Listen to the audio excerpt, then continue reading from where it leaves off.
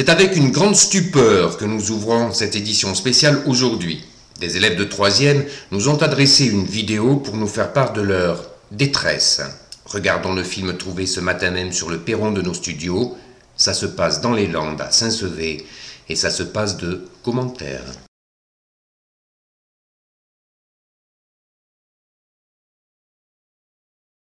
Bonjour. Bonjour. Bonjour.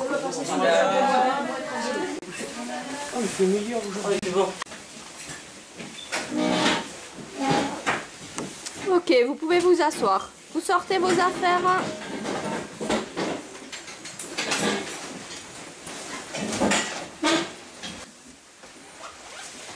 C'est parfait, on va commencer. On vient de voir une vidéo sur la division. Première étape, les élèves de cette division. Baptiste. Séparation des chromosomes homologues. Très bien, Baptiste. La deuxième étape de cette division. Thomas. La séparation des chromatides. Très bien, impeccable. Mais Corentin, qu'est-ce que tu fais là? On va passer maintenant à un exercice d'application. Donc les garçons, vous distribuez le contrôle rapidement. Vous sortez une copie double. Vous sortez la présentation. Réfléchissez bien. Merci Nathan. Oh, c'est généreux. Vous avez agrandi de format aujourd'hui, madame. Oui, on a eu quelques crédits supplémentaires, Lucas. Allez, vous composez. Madame, on n'y voit plus rien. Vous pouvez donner un peu de lumière, s'il vous plaît? Oui, bien sûr, Julia. Table 1. Table 2. Table 3. Table 4.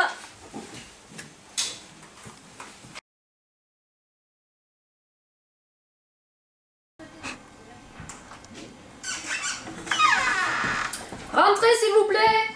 Bonjour. Bonjour, tout le monde à sa place. Bonjour madame. Bonjour. Bonjour, madame. Bonjour, à vos Bonjour, places, s'il madame. vous plaît. Madame. Baptiste. Oui madame. À ta place, Baptiste. Bonjour madame.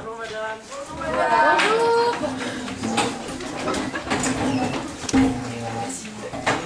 Merci. Baptiste. Oui madame, pardon. Madame. Oui. On a plus de table. On a plus de chaise non plus. Comment ça, vous n'avez plus de table ni de chaise? Bon, mais ça, on a dû nous le prendre pour la chaperie. Je vais essayer de vous replacer ailleurs. Julia, tu vas à côté de Corentin. Caroline, à côté de Tom, vous partagez la chaise. Merci. S'il vous plaît, la France pendant la Seconde Guerre mondiale.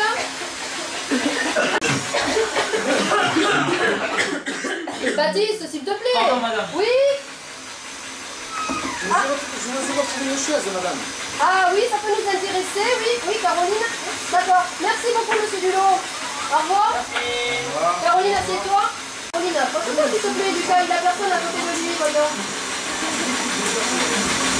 Donc, comment fait-on cette période où les soldats allemands et français s'obtiennent? Mais Caroline, qu'est-ce qui se passe? Rapproche-toi de Lucas. C'est que...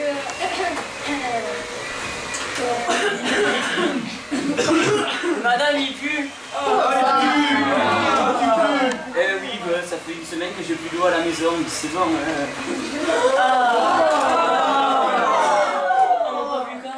Baptiste, s'il te plaît. Pardon madame. Allez. Bon, c'est pas grave, Lucas. Assieds-toi, c'est bon, on va se débrouiller. Madame. Donc, on reprend. Qu'est-ce qu'il y a, Madame. Steve? J'ai pas de papier. Bon, mais va te servir, tu sais où c'est la réserve de papier. Allez, 1940, les Allemands. C'est signé le 22 juin 1940, c'est vrai, Eduardo. Le territoire est donc. Ça a sonné? Combien? Il y a l'alarme, s'il vous plaît, à vos inhalateurs.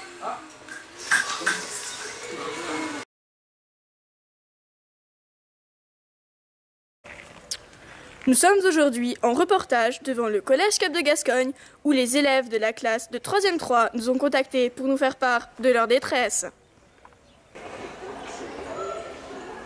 Sensibilisés par leur professeur de SVT à la nécessité absolue de faire des économies et à avoir une attitude responsable, les élèves de 3e 3 nous révèlent une affaire aussi sédissante que scandaleuse.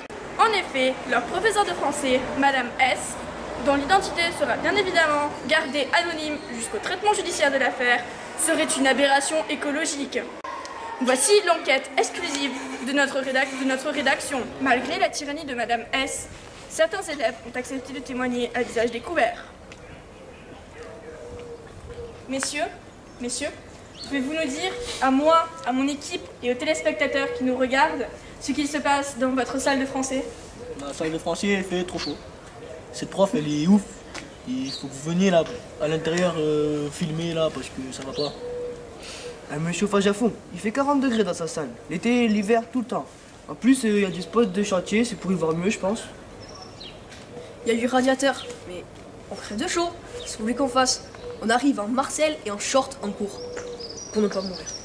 Nous avons trouvé quelques élèves à l'infirmerie, dont le cerveau a été surchauffé suite à la chaleur de la salle de Madame S. Les feuilles qu'elle nous donne sont photocopiées en format 3 x A3. Regardez, je vous ai montré un exemple. Regardez. Regardez comparé à la taille d'un être humain. Elle fait la moitié de sa taille. J'ai même plus besoin de lunettes. Elle croit qu'on est aveugle ou quoi? Si on dit quelque chose, elle nous vire de cours. C'est l'enfer.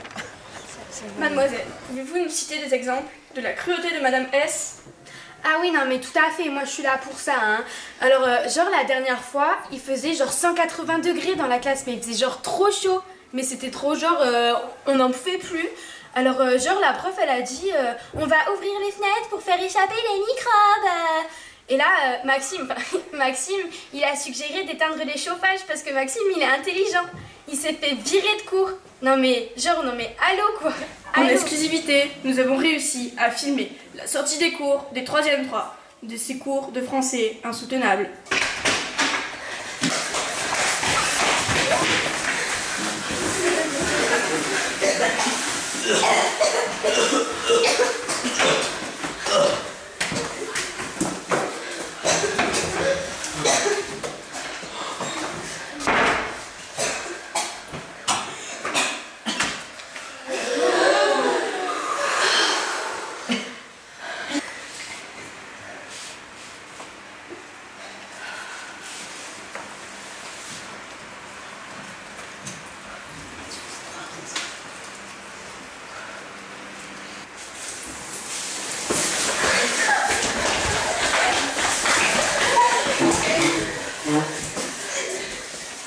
Dépêchez-vous les gars, en espagnol.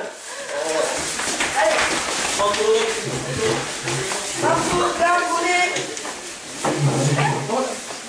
Effectivement, ils doivent traverser la cour pour rejoindre leur cours d'espagnol.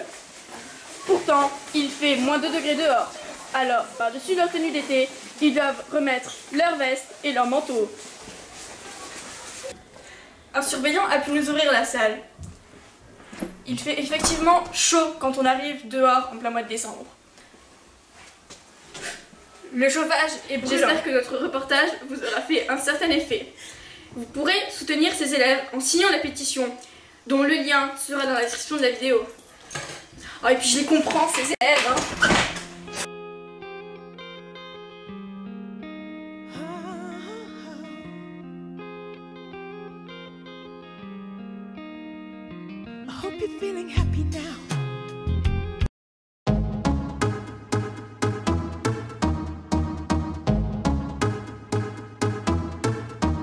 Mesdames, messieurs, mesdemoiselles, damoiseaux, bonjour.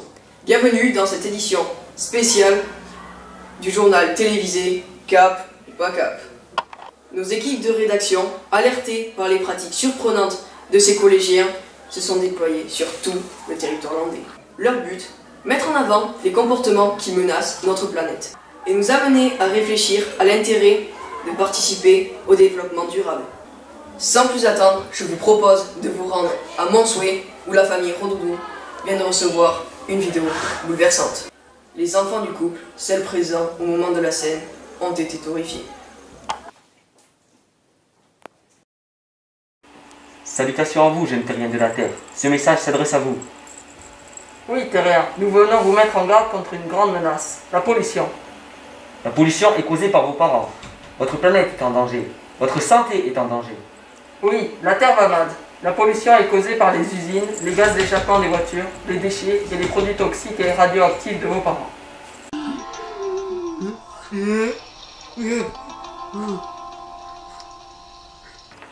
Les sols sont pollués par les poussières qui tombent du ciel, par le transport et les rejets domestiques. L'effet de serre s'accentue, la couche d'ozone se modifie. L'heure est grave. Les eaux sont polluées par les industries chimiques, par les engrais. Toutes les eaux sont concernées, eau douce, salée, souterraine. Cela affecte la nature et contamine la faune et la flore aquatique. L'heure est grave.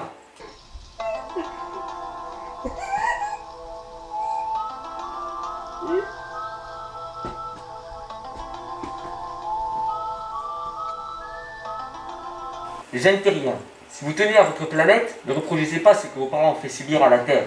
Soyez conscients du danger, respectueux et agissez. L'heure est grave.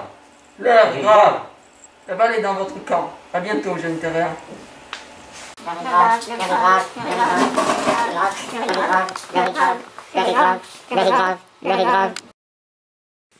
Impressionnant.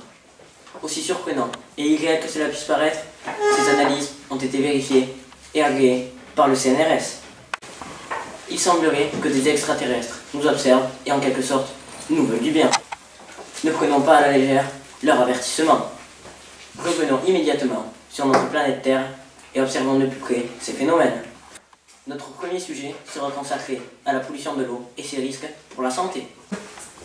Nous nous sommes rendus chez de jeunes étudiants en vacances à Hossegor et nous nous sommes rendus compte que dégustation d'huîtres rime parfois avec abomination. Un reportage signé Xavier Vincent de La Roche-Poulet. Ça fait vraiment plaisir d'être en vacances ici, en Hossegor. Bon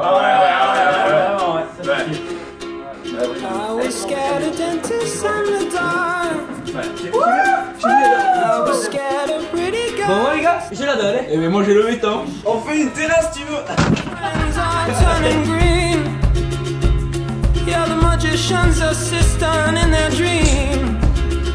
Oh les gars, je me sens pas bien. John, qu'est-ce que t'as encore? Oh, j'ai mal au ventre.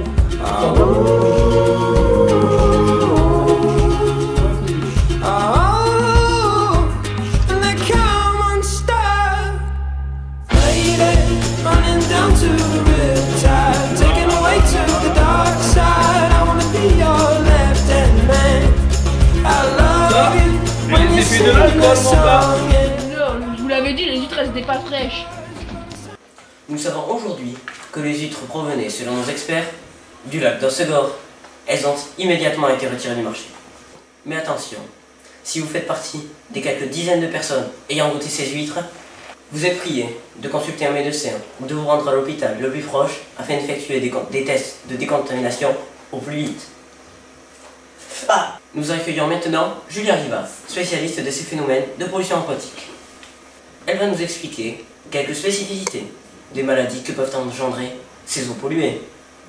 Nous accueillons également ce pauvre Baptiste, huîtrophobe depuis la mésaventure vue dans le reportage. Bonjour Julia, nous sommes heureux de vous accueillir sur ce plateau. Bonjour et merci de m'avoir invité sur votre plateau. Alors, premièrement, vous qui êtes spécialiste, pouvez-vous nous expliquer d'où provient cette pollution? Eh bien, la source de cette pollution n'a toujours pas été trouvée et le risque vis-à-vis de la santé n'a donc pas pu être écarté. En revanche, les expertises ont montré la présence d'un norovirus dans le lac marin et en amont. Mais pouvez-vous nous expliquer ce qu'est un norovirus? Eh bien, un norovirus est la cause principale de diarrhée dans les pays développés. Cette infection est plus communément appelée la gastro-entérite. Il cause des infections chez toutes les tranches d'âge, autant chez les enfants, chez les adultes que chez les personnes âgées. Cette infection peut être soit directe, de personne à personne, soit indirecte, par l'intermédiaire d'eau ou d'aliments pollués.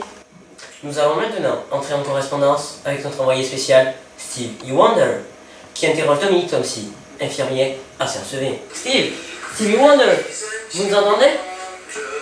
Monsieur Wonder? Monsieur Wonder? Steve? I just call to say I love you. Oui, très bien Louis-Gaël. Je reçois donc Dominique Tomsi, infirmier à l'hôpital de Saint-Sevé. Bonjour. Bonjour Dominique. Merci de répondre à nos questions. De rien, c'est normal. Tout d'abord, combien de maladies sont provoquées par les eaux polluées? Donc il faut savoir que l'eau polluée peut provoquer 3 grandes maladies. La fièvre typhoïde, qui peut provoquer des troubles digestifs et de fortes fièvres.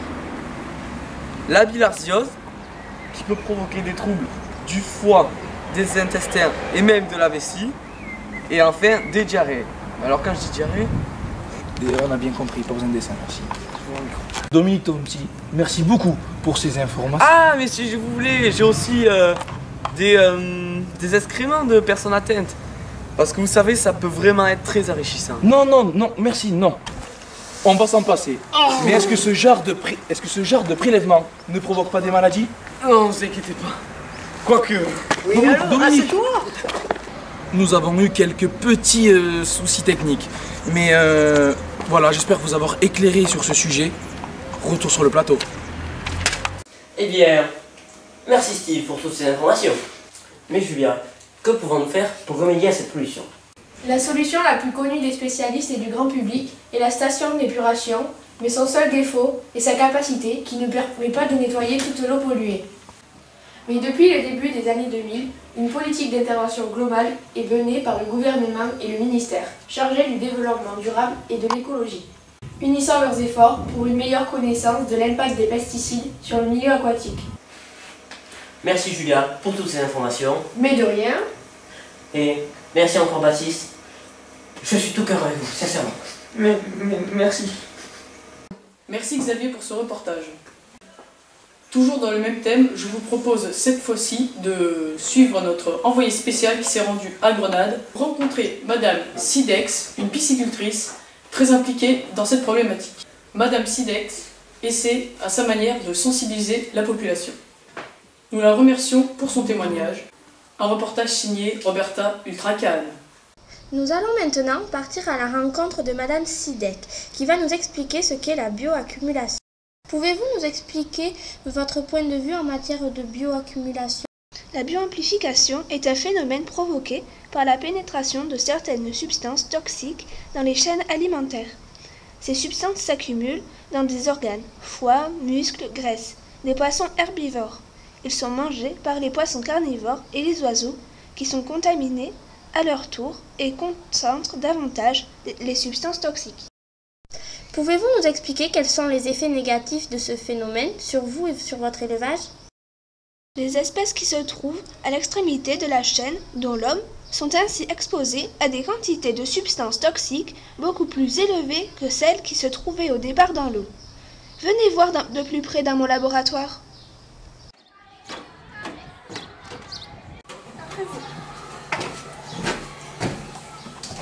N'auriez-vous pas le schéma explicatif de ce phénomène? Si, tout à fait. Comme vous pouvez voir sur ce schéma, le phytoplancton est mangé par les perlins, ce dernier est à son tour mangé par la truite, et enfin, la truite est mangée par le goéland. D'après ce que j'ai compris de votre explication, les produits toxiques augmentent au fur et à mesure de la chaîne. Merci pour cet éclaircissement sur le phénomène de bioamplification. J'espère que votre témoignage sensibilisera la population. Merci Roberta Ultracan pour ce reportage. Elles sont là, vous ne les voyez pas, fines, invisibles et inodores, mais pas sans danger. Leur nom? Ozone, monoxyde de carbone et de soufre, et bien d'autres encore. Regardez ce qui suit, c'est édifiant.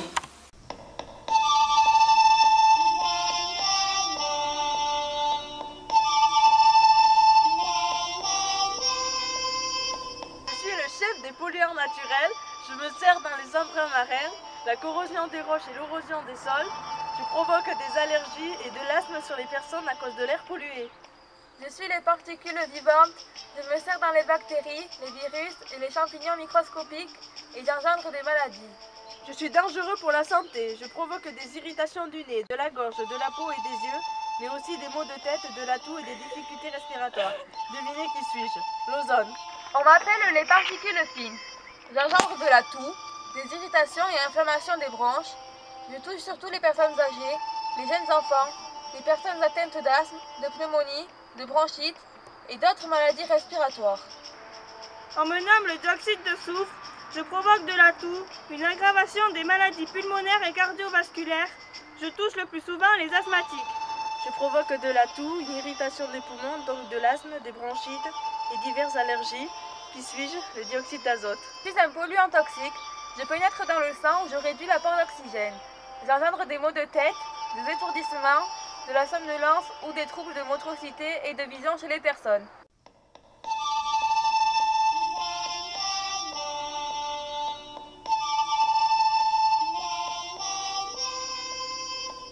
Faudra-t-il un jour s'habituer à voir sur nos étiquettes d'eau minérale ceci? Impensable? Pas si sûr. Car comme nous venons de le voir dans le reportage précédent au sujet des particules fines, l'eau, mesdames et messieurs, n'en est pas moins épargnée. Une fiction qui risque de devenir réalité. C'est un terrible événement. En effet, aujourd'hui, le soldat Eau Pure est décédé à l'âge de 78 ans. Il a servi notre patrie pendant presque 29 ans. Il était dévoué, aimé de tous. Je vous laisse suivre les quelques mots du prêtre.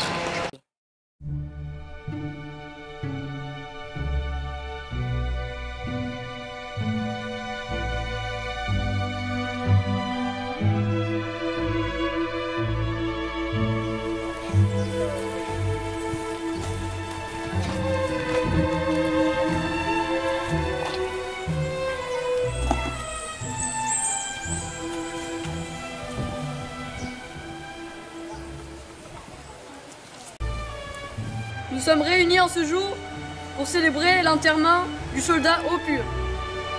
Il subit les pires traitements et les plus grandes humiliations. Demandons aux divinités de l'eau de prendre soin de ce soldat courageux. Recueillons-nous sur sa tombe. Allô. Allô. Allô. Mon amour, 30 belles années passées à tes côtés. Tu vas me manquer. Nos joies, nos rires, nos peines.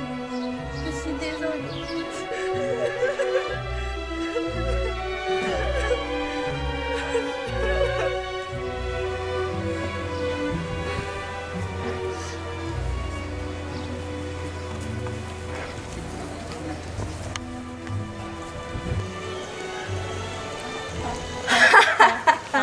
Nous sommes des pesticides et nous allons tout vous détruire. L'eau, l'air et la nature, ainsi se résume notre vie. Nous apprenons tous les jours la mort de nos soldats de l'eau. C'est un drame, un scandale. Les pesticides, les produits chimiques, les insecticides nous envahissent. C'est un scandale. Et c'est maintenant la fin de ce reportage. Merci d'avoir été si nombreux à nous suivre.